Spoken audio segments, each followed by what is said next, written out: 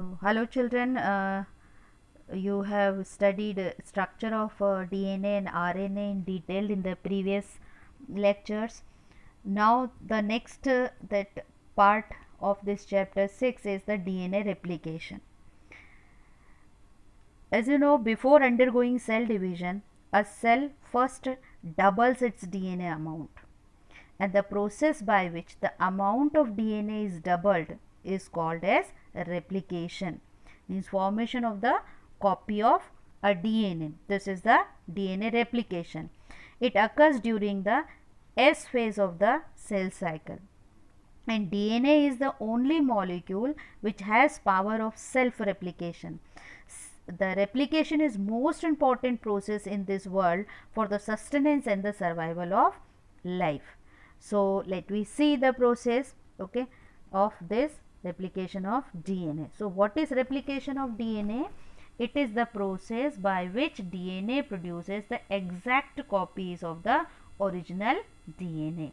This is the replication of DNA. In eukaryotes, DNA is double stranded. The two strands are complementary to each other because of their base sequences. You know, the formation of bond in between one purine with the another pyrimidine, which are complementary to each other, like adenine is complementary to thymine and cytosine is complementary to guanine. You have studied already.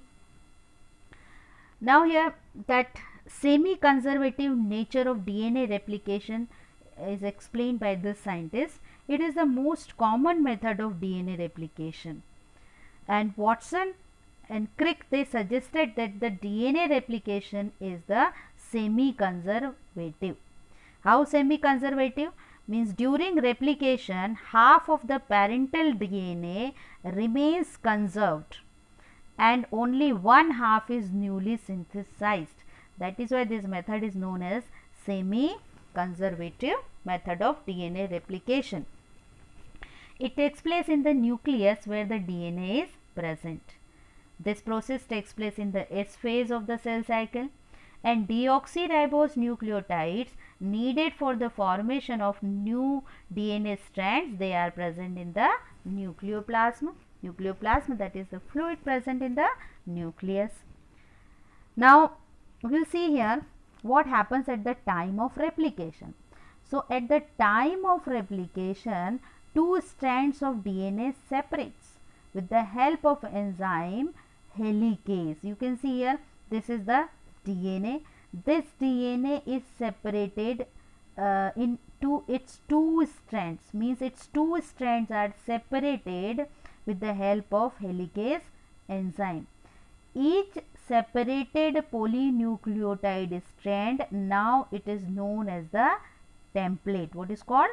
Template for the formation of new strand. So, this is the old strand. This is known as the template strand or the parent strand also, and the new strand is constructed over here.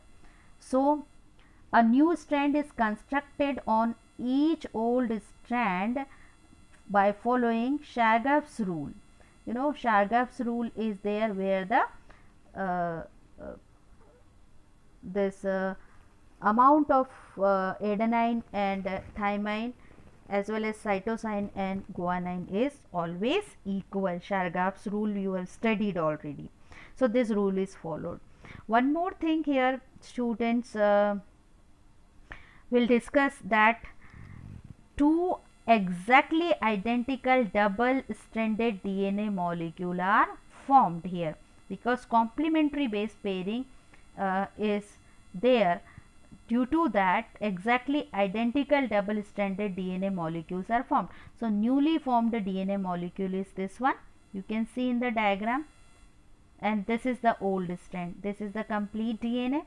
Here the hydrogen bond present in between these two polynucleotide chains is broken with the help of helicase enzyme. This is old strand, this is old strand, and this one is the newly formed strand. So, this two exactly identical double stranded DNA molecules are formed.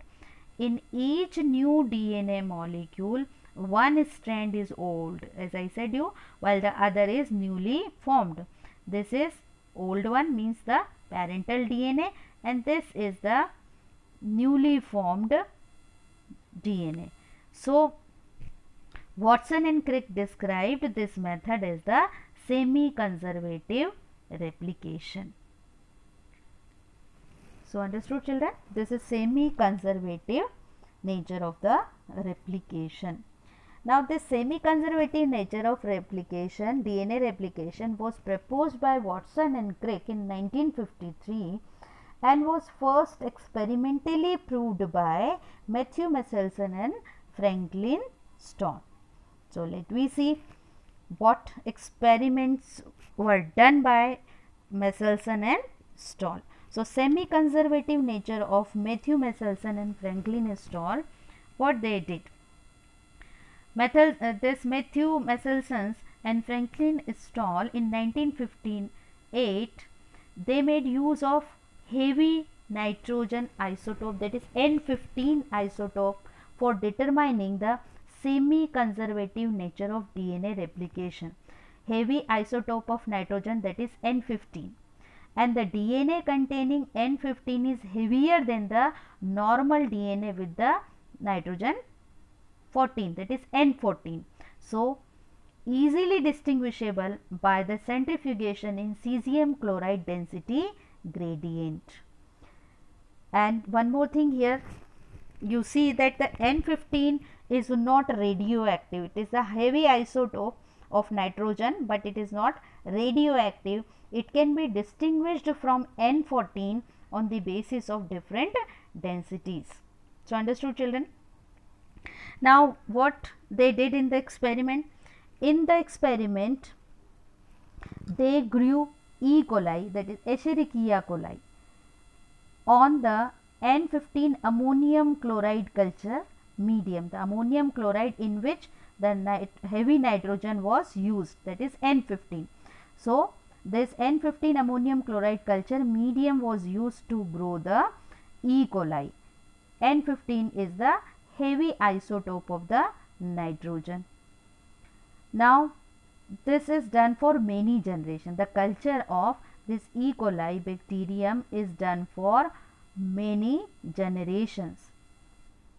Now further, the N15 labeled E. coli, they are extracted. E. coli, they are grown in the N15 culture medium which contains N15 ammonium chloride, and what they got here, N15 E. coli. So this N15 labeled E. coli, they are extracted from the medium and they are shifted to another medium contained N14 ammonium chloride. So in another culture medium they are shifted, but that culture medium contained N14 ammonium chloride. After that, the DNA isolated from the E. coli and its density was analyzed. So when this E. coli with N15 labeled DNA, they are grown in N14 medium and then isolated, this DNA isolated from E. coli and its density was analyzed by ultracentrifugation on cesium chloride method, then what is found in the first generation.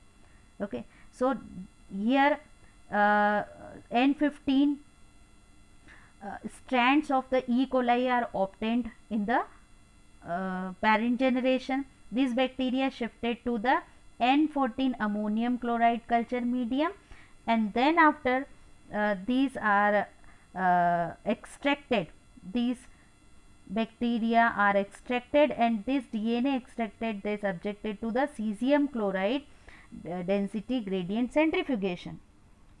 So what is seen in the first generation?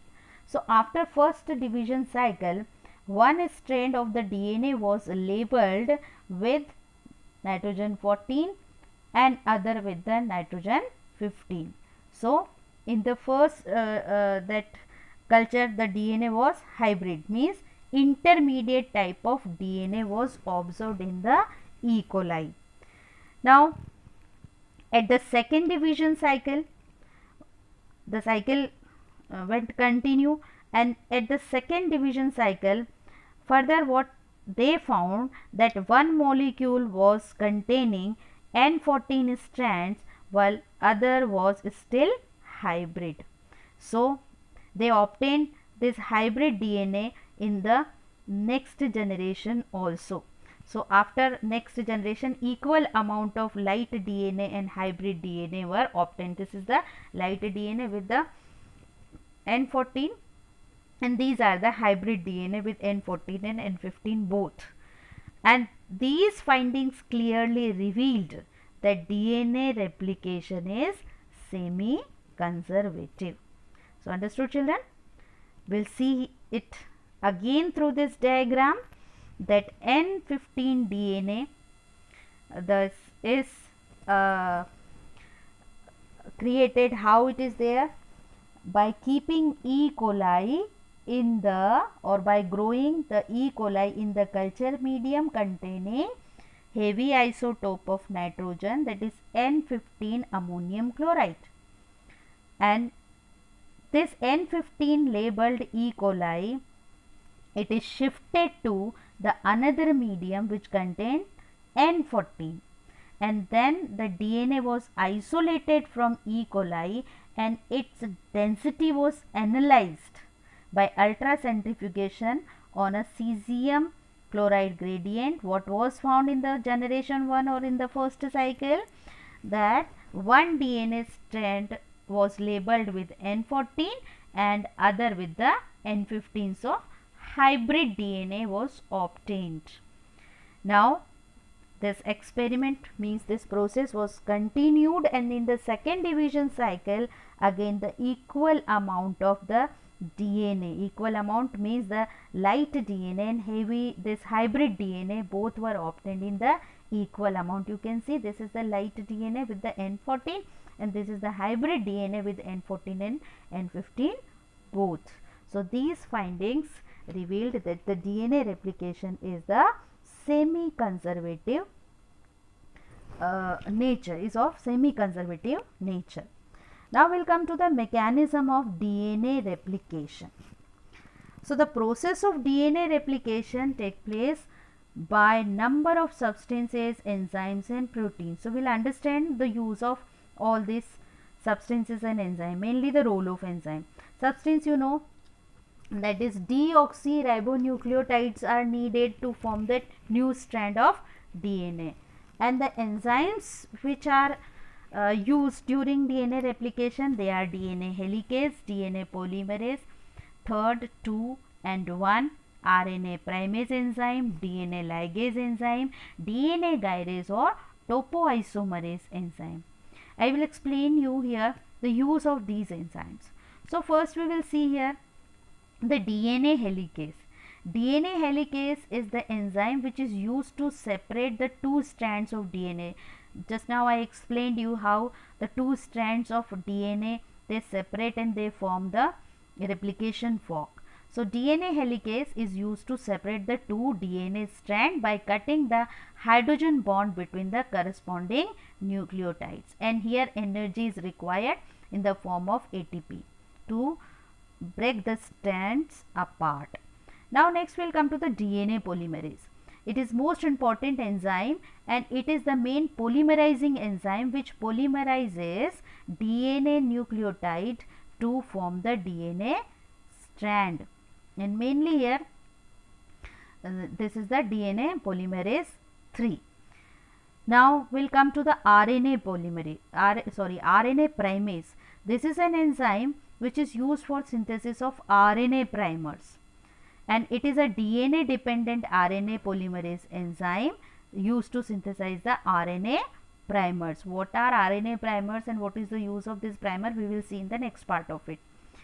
And this RNA primer is further removed by RNase and the gap is filled by the help of DNA polymerase 1. So DNA polymerase 3 add the new nucleotides and this DNA polymerase 1, it fills the gap between the strands of DNA.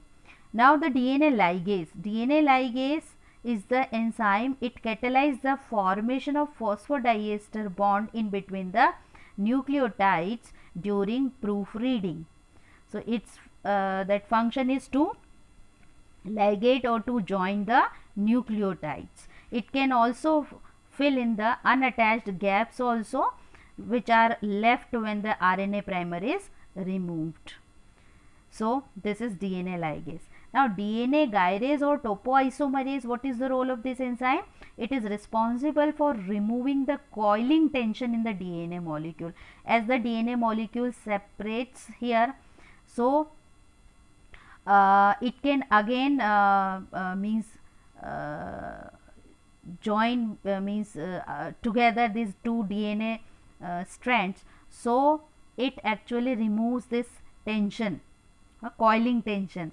So this is the function of topoisomerase. When this tension is removed, then the replication process can take place smoothly.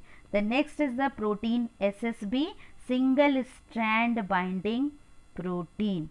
So we'll see further what happens during the process of DNA replication. This is the diagram. Here it is showing all the enzymes, like the helicase enzyme. It unwinds the double helix. DNA polymerase third elongates the leading strand and lagging strand both here.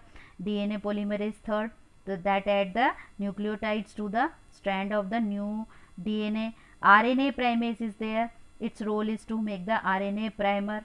And single stranded DNA binding protein, that is SSB, it makes the template available to the RNA primer and the DNA polymerase third. So this is all about the enzymes. Now we will come to the mechanism of DNA replication.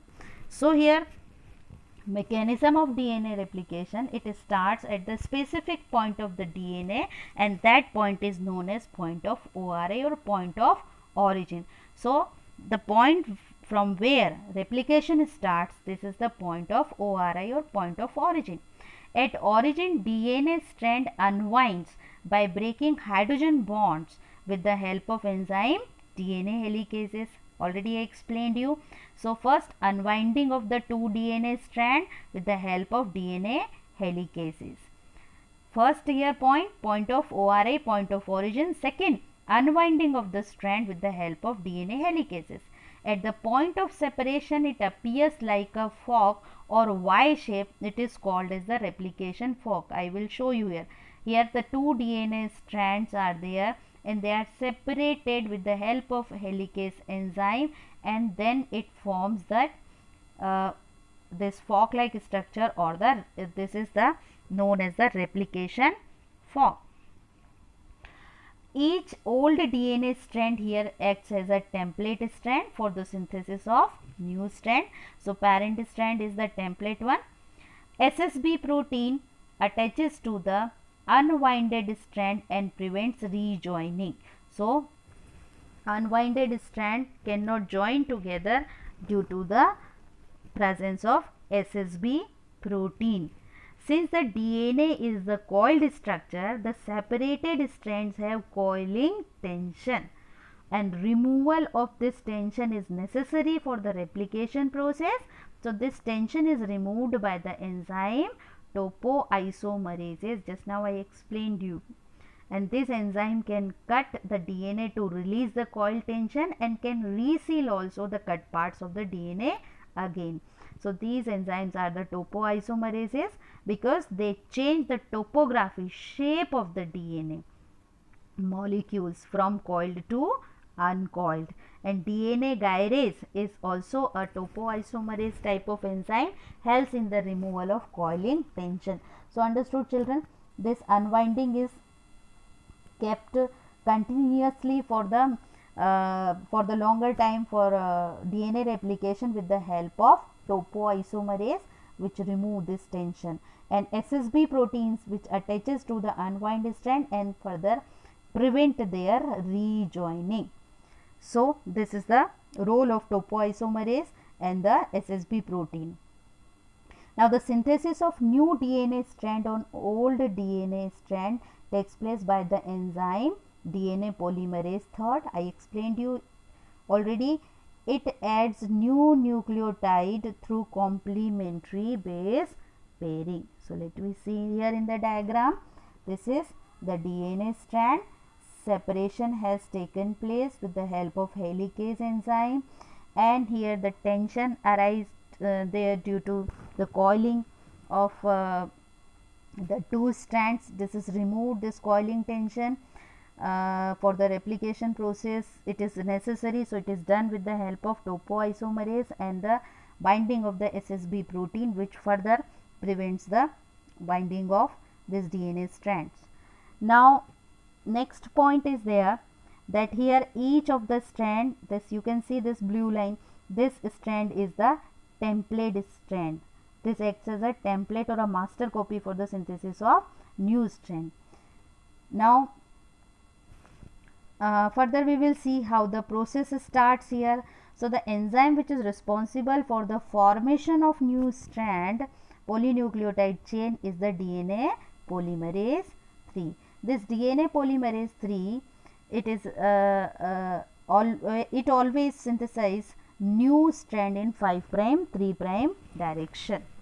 So DNA polymerase by itself cannot initiate the process. One more that important thing you note down here, this DNA polymerase by itself cannot initiate the polymerization of nucleotides. So as it cannot initiate the synthesis by itself, instead it can only add new nucleotides to an already existing polynucleotide chain, that is, it is simply an elongation enzyme. So for any new synthesis of DNA there is a need of short primer or short polynucleotide chain, and this chain is known as the RNA primer, and this primer is synthesized with the help of RNA. This is the primase enzyme. This RNA primer is synthesized with the help of primase enzyme. Clear? So this primer formation is catalyzed by the enzyme known as the RNA primer. It is synthesized by the help of primase enzyme. Now this primase enzyme is DNA dependent RNA polymerase, which acts on a single DNA template. So you understood that initiation of the replication is done with the help of RNA primer. Now the short chain of the nucleotide, which is known as the primer, consists of the few nucleotide RNA primer. This primer starts the synthesis. Now further we will see that the synthesis of new strand always occur in 5 prime to 3 prime direction. You understand it? The synthesis of new strand is taking place in the 5 prime 3 prime direction. You can see here, this is 5 and this is 3 prime. So it is always opposite to that of parental strand. You see here, parental strand is 3 prime 5 prime, and the formation of new strand in 5 prime 3 prime. So parental strand is read always in the 3 prime 5 prime direction. So replication occurs simultaneously on both the strands. These two strands are there on both the strands. It starts. Now when the replication or the synthesis of the strand takes place, this synthesis of the strand takes place in two ways. The first is the continuous synthesis, and on the other strand it is discontinuous. The two are there. So how it is there, let me understand. Synthesis of new strand of the parent template strand having 3 prime to 5 prime end is continuous. So you can see here, this is the parent strand, has the 3 prime 5 prime direction. and on this strand, when the new strand is formed, it is always continuous in 5 prime 3 prime direction, and this is the leading strand. Okay, so direction of reading the template by polymerase is always 3 prime 5 prime. तो read करेगा 3 prime 5 prime में, but the direction of synthesis of new DNA is 5 prime 3 prime. So here both DNA polymerase unit, they work simultaneously here also and here also. On both the template strand, the replication starts simultaneously.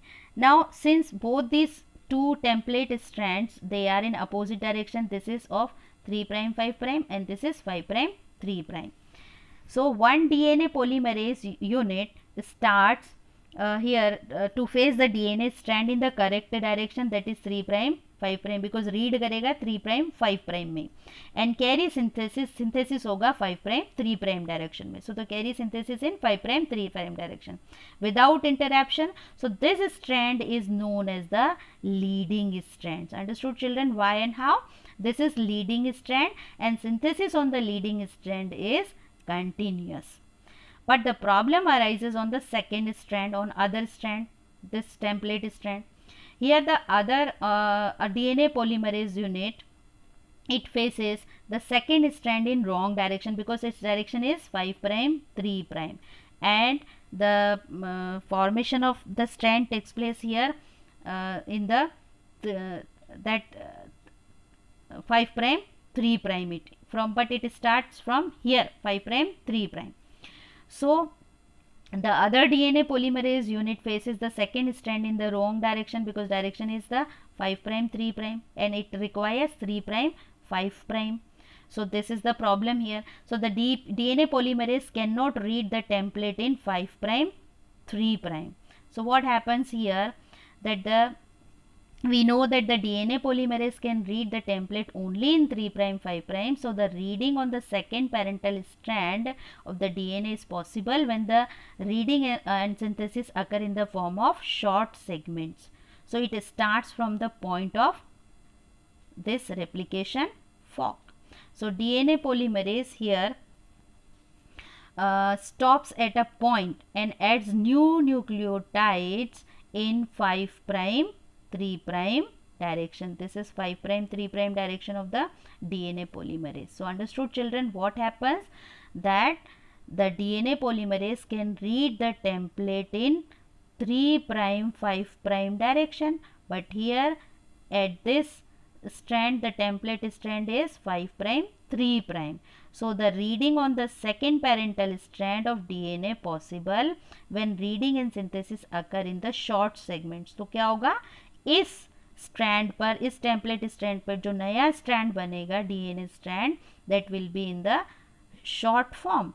So DNA polymerase stops at one point and adds the new nucleotide in the 5 prime 3 prime direction. So it moves slightly forward, then stops, again forwards, then stops, then again forwards and then stops. So it again adds new nucleotide in 5 prime 3 prime direction.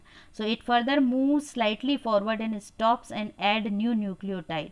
So this strand is the discontinuous strand. You can see here, this is discontinuous strand opposite to this continuous one, and this strand is known as the lagging strand. So understood children, this is leading strand, this is lagging strand. Here the continuous synthesis of the polynucleotide chain, here discontinuous that synthesis of the polynucleotide chain.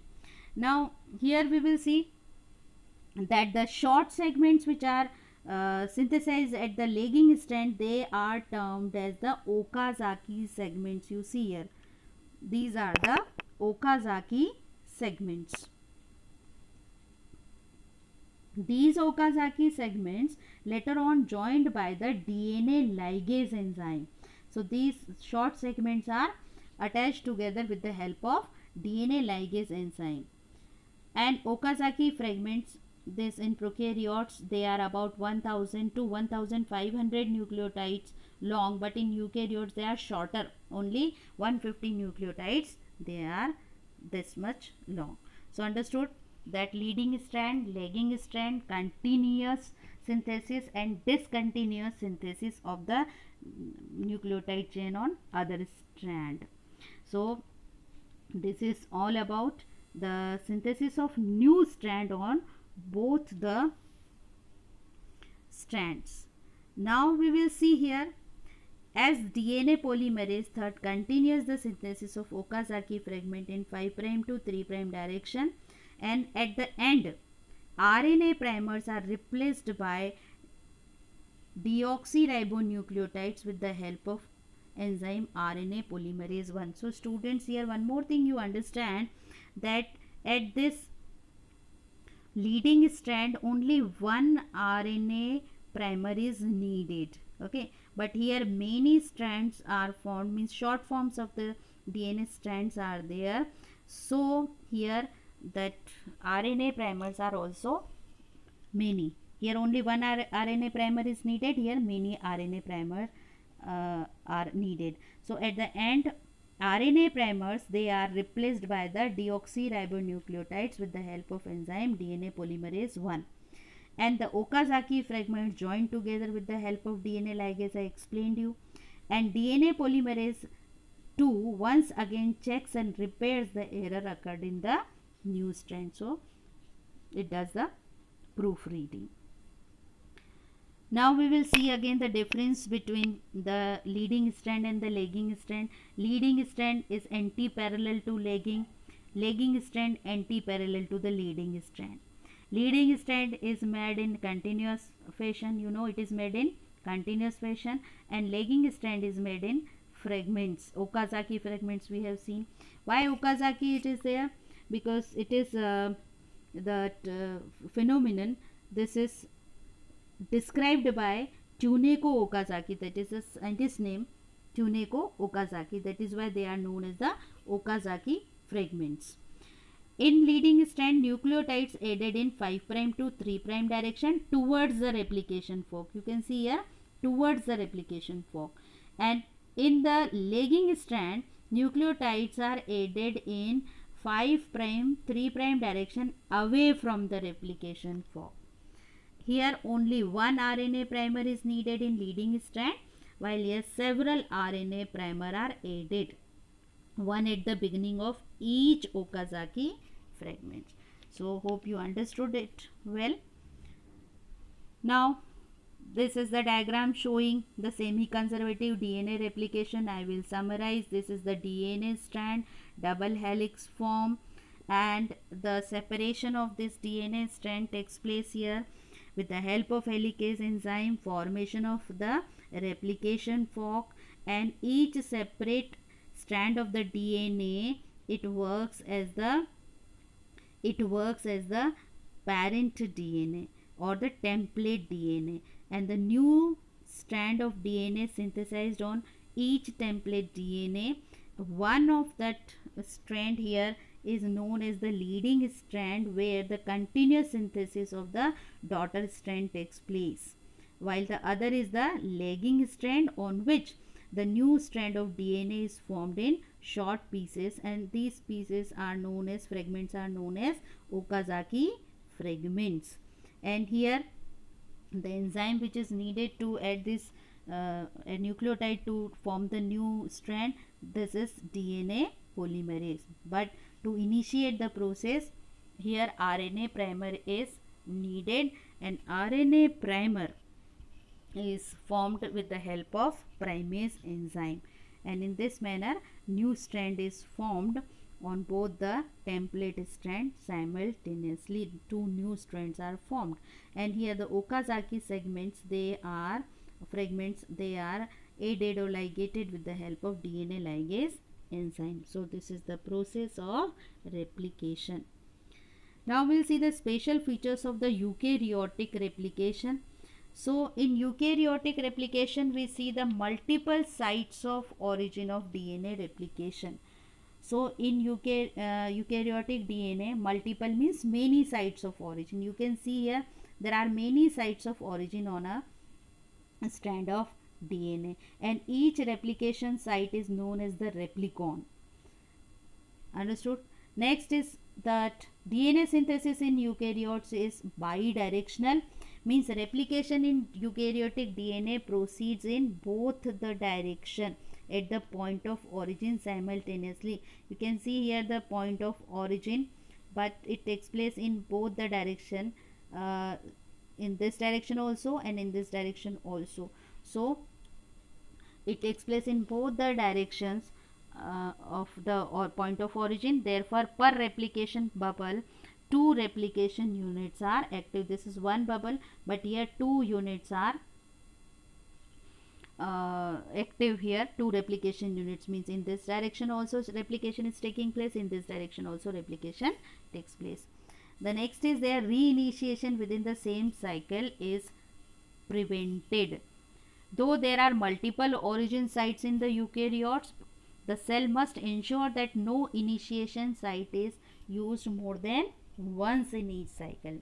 That is, in each cycle, that initiation site is used for once only. So these are the special features of the eukaryotic replication, and students revise this concept of DNA replication from your book also, and ask your doubts if you have.